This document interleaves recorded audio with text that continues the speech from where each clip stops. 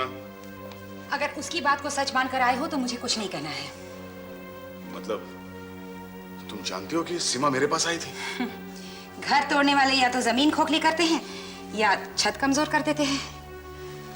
उसे पता है तुम्हें भड़काकर मुझे आसानी से बर्बाद किया जा सकता है।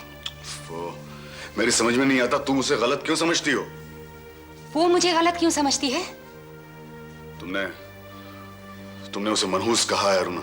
और उसने मुझे दुनिया की सबसे ज्यादा कमजोर औरत कहा है। उसने मुझे भी औलाद कहा है।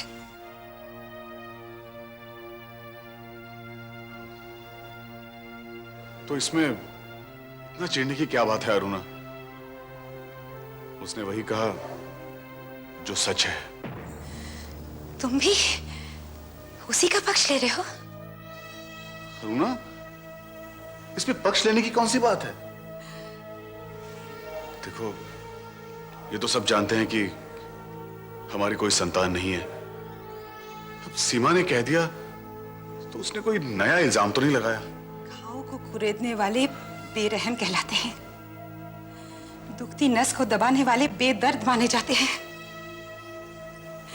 अरे मैं भी जानती हूं मैं क्या हूं, लेकिन उसने ये बात सिर्फ मुझे तड़पाने के लिए कही और तुम उसी की बात को सही मान रहे हो।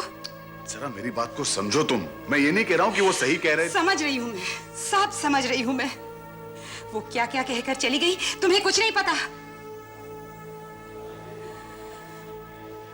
पवित्र रिश्तों में खोट ढूंढने वाली वो औरत इस घर में ग्रहण बनकर उभरेगी, मैं कह दे रही हूं।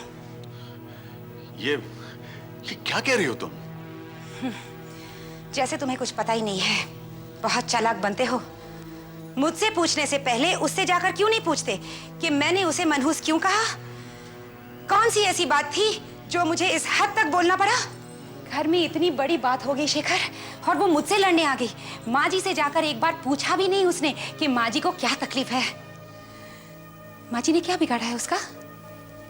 हालांकि उन्होंने मेरे साथ अच्छा नहीं किया, लेकिन मैंने कम से कम जाकर माँ जी से पूछा, बात की उनसे, दुश्मनी नहीं निकाली।